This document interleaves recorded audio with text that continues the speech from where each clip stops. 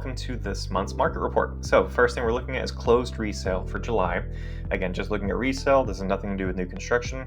We had, it looks like 6 homes closed. Congratulations to those 6. It's a tough resale market right now. Looking at days on market on the far right, you see it's a wide range from 17 days up to 101 days. Going into the fall and winter, I expect the days on market to increase, unfortunately. Typically, spring and summer is when most buyers are on the market, and so days on market's most likely going to increase, bar some other big thing happening like interest rates coming down. But seasonality-wise, you can expect that. I put the list price on here because it is a non-disclosure state. If you want, say you're selling your home and you know one of these is an apples-to-apples comparison, you want to know how much they sold it for exactly, reach out to me. Happy to share that information on a one-on-one basis. But this is just list price for those 6 that sold. Looking at the bottom, somewhat to the right, is the withdrawn expired listings for July. We had 11, which is massive. I think we had 4 in June. So many properties, maybe if you see a sign come out, doesn't necessarily mean they sold it. We had more properties take their market off the property, or take their property off the market. Words are hard. 11 of those versus 6 success stories that actually sold. So something to keep in mind too. Past 90 days, not much has changed here. Looking at the median days on market though, it's 43, so a month and a half. Then looking at pending, kind of gives us a glimpse into next month. We have 7 under contract right now. Median days on market for them was 71. So already you're seeing almost double the amount of days on market from the past 90 days that closed to the next month of closings. So next is the rental report for Easton Park. This is mainly for 3 types of people. Either renters, you're thinking of moving to Easton Park, you kind of want to know the price range, right? Secondly, for people who are looking to buy property as an investment property, you want to get a sense of how much you can rent it out for. And then people who already live here who are considering renting out their property instead of selling it. Quite a few people are going that route until the market improves. So what you can see from this, it's just looking at the graph first, I've broken each row by square foot range, and then you can see how many actually closed the past 90 days, and then minimum, maximum price, and then median price on the far right. And so that kind of gives you a sense of, okay, I have a 2,000 square foot home in Easton Park that's going to get me around $2,500 a month. And you can do some basic math based off this, okay? Now, if you want more detailed information, definitely reach out to Good Neighbor Property Management. Drew Coley, the owner of that, he lives in the neighborhood.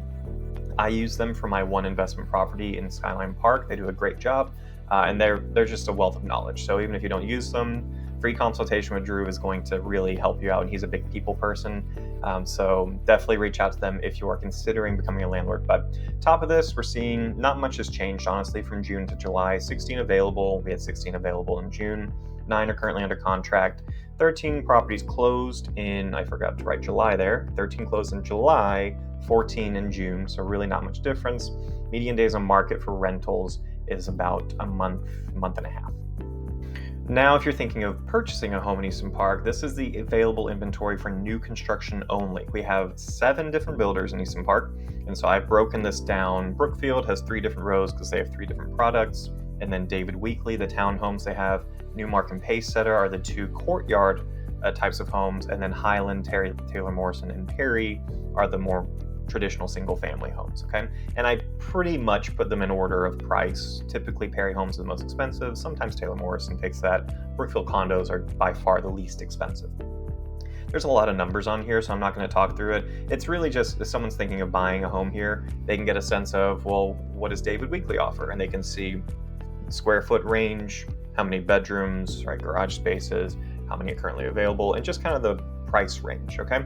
The few things I do want to bring up, I've highlighted them in green here.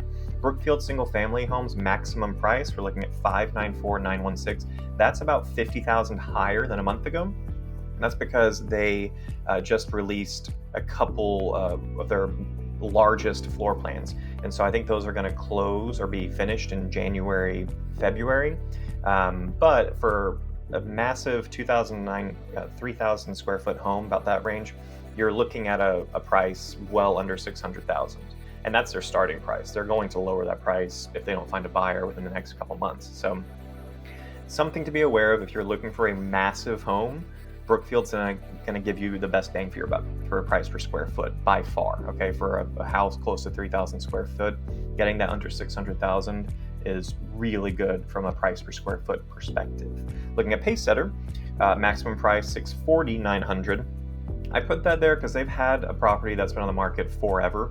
I've done, I think, 2 videos at this point touring that property. It's in Discovery Park. It's right off Apogee.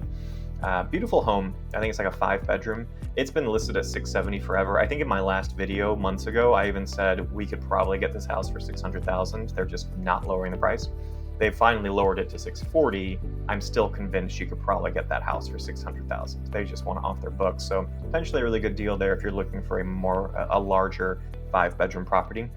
And then finally, Taylor Morrison, minimum price $535,000. That's actually about $30,000 lower than their minimum price last month. So there is a good deal. We're looking at a 2,200 square foot home in the low 500s from Taylor Morrison. That's pretty good from them. So some good deals there. If you are thinking of going the new construction route, definitely reach out to me. I have really good relationships with all the sales reps here, and there's definitely good deals from each builder. It's just kind of figuring out which floor plan and which part of Easton Park works best for your lifestyle. And finally, we're going to compare resale to new construction available inventory. So looking at the bottom right, just talking about resale first, we have 29 single-family homes available. Compare that to 34. That's my cat Stella says hi. Compare that to 34. And then 7, compare that to 6. Now, with the 29 compared to 34, you may think, oh, we sold a bunch. But remember the first slide, right? We sold 6 resale. We had 11 withdraw or expire. So that's why there's just less on the market right now. Price range, $290 up to $850. It's a wide price range right in the neighborhood.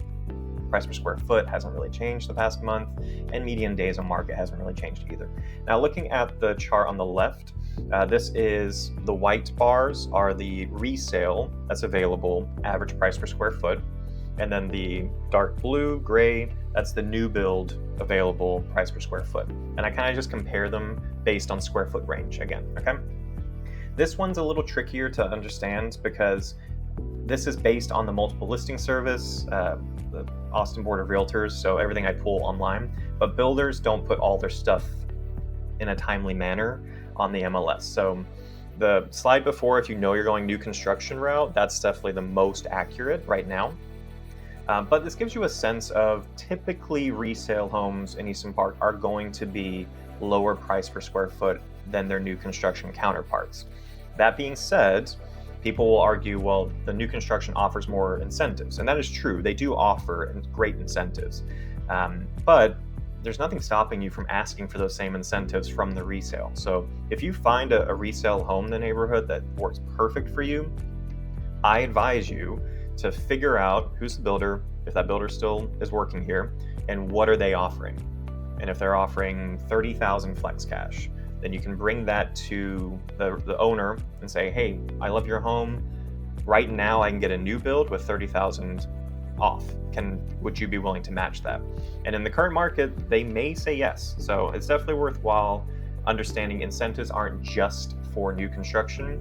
If it's an apples to apples comparison, it makes sense for you to ask the owner, hey, would you match the builder with this? So definitely something to keep in mind if you are going the resale route. But in general, resale homes are a little bit cheaper than the new construction available right now. As always, thank you for taking the time to watch my video today, for being able to get through that shaky camera as Stella kept pushing her nose against the corner of my laptop. If you are thinking of buying or selling real estate in the Easton Park neighborhood, remember you can give me a call, shoot me a text, send me an email, or schedule a Zoom call. All of that can be found in the description below.